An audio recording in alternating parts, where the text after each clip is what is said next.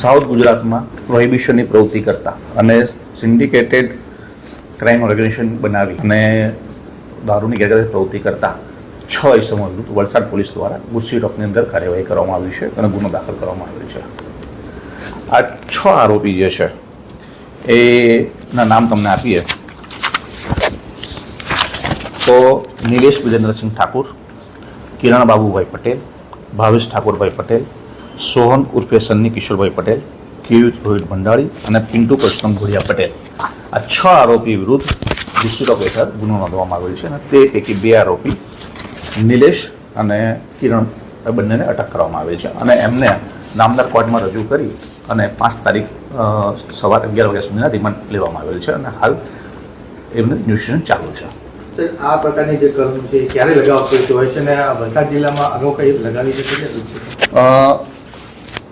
ગુસ્સી ટોકનો મુખ્ય ઉદ્દેશ્ય જે આતંકવાદ વિરોધી આતંકવાદ જે પ્રવૃત્તિ કરતા અને ઓર્ગેનાઇઝ એટલે સંગઠિત ગુના આચરણની ટોળકીઓ પર અંકુશ મેળવવાનો છે.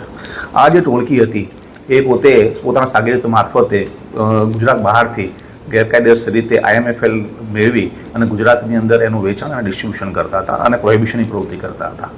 આ જે આને વધતા એ લોકો જે છે એમની જે ગેંગના સભ્યો વિરુદ્ધ ખૂનની કોશિશ, બનાવટી દસ્તાવેજો, ધાક ધમકી અને મારામારીના ગુના નોંધાવેલા છે. જે પોતાની ગેરકાયદેસર પ્રવૃત્તિ દ્વારા જે પૈસા મેળવતા હતા એનો ઉપયોગ એ કોઈ ગેરકાયદેસર મિલકતો મને વસાવી છે અને વધતા એનો ઉપયોગ સમાજ વિરુદ્ધ થઈ રહ્યો હતો, જેથી કરી એને પ્રવૃત્તિ પર અંકુશ મેળવવા માટે ગુસ્સી ટોક હેઠળ ગુનો દાખલ કરવામાં આવેલ છે. બંને આરોપીઓ દમણના છે, બાકીના જે આરોપીઓ છે એ ક્યાંના છે? અગાઉ ભૂતકાળમાં એમના વિરુદ્ધ કોઈ મોટા ગુનો નોંધાય છે? એક્ઝેક્ટલી આ જે આરોપીઓ છે એમની વિરુદ્ધ કુલ વાત કરીએ તો નિલેશ વિરેન્દ્રસિંહ ઠાકુર વિરુદ્ધ 32 ગુના નોંધાયેલા છે અલગ અલગ, જ્યારે કિરણ બાબુભાઈ પટેલ વિરુદ્ધ 23, ભાવેશ ઠાકોરભાઈ વિરુદ્ધ 14, સોહન ઉર્ફે સન્ની પટેલ વિરુદ્ધ 41 અને કેયુર રોહિતભાઈ ભંડારી વિરુદ્ધ 25 અને પિન્ટુ પરસોત્તમભાઈ ઘોડિયા પટેલ વિરુદ્ધ 13 ગુના અલગ અલગ નોંધાયેલા છે. બરાબર. અને આ જે તે બધી પૈકી ઘણા ગુનામાં એકબીજાની મદદગારી સાથે સહ આરોપીઓ પણ છે. આમ એ લોકો એક સંગઠિત ટોળકી બનાવી અને જે બુટલેગિંગની પ્રવૃત્તિ કરતા હતા. આનો માસ્ટર માઇન્ડ કોણ હોઈ શકે અને એનું વિરુદ્ધ કઈ પગલાં લેવાશે? કાયદામાં વાંચીએ તો આની અંદર જે છે ટોળકી બનાવી, ટોળકીના સભ્ય હોવ અને દુષ્પ્રેરણા પૂરું પાડવી, એ તમામ માટે એ તમામે એક કોઈ પણ કૃત્ય કરે અથવા તો આખી ટોળકી તરીકે સંગઠિત તરીકે કરે એમાં સજા એક જ સરખી છે. અને આની અંદર હાલ પૂરું ધ્યાનમાં આવ્યું છે કે નિલેશ છે એ આનો માસ્ટર માઇન્ડ છે, છતાં આગળ તપાસ ઇન્વેસ્ટિગેશન ચાલુ છે.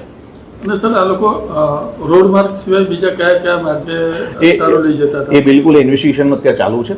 જે અગાઉના જે ગુના નોંધાયા હતા તમામનો અભ્યાસ કરી અને એની અંદર જે કંઈ માર્ગ છે, કઈ રીતે લાવતા હતા, કયા વાહનમાં લાવતા હતા, એમનો ત્યાં સપોર્ટ કોણ પૂરું પાડતું હતું, ડિસ્ટ્રીબ્યુશન કેવી રીતે કરતા, તમામ ઇન્વેસ્ટિગેશન ત્યારે ચાલુ છે.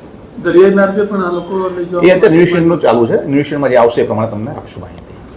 આ ઉપરાંત આ આરોપીઓ છે એ જે ગેરકાયદેસર પ્રવૃત્તિ દ્વારા જે પોતે મિલકત વસાવેલી છે એની જે વાહનો હતા એ કોના હતા, કેવી રીતે લાવ્યા હતા, એ બાબતની તમામ અત્યારે તપાસ ચાલુ છે.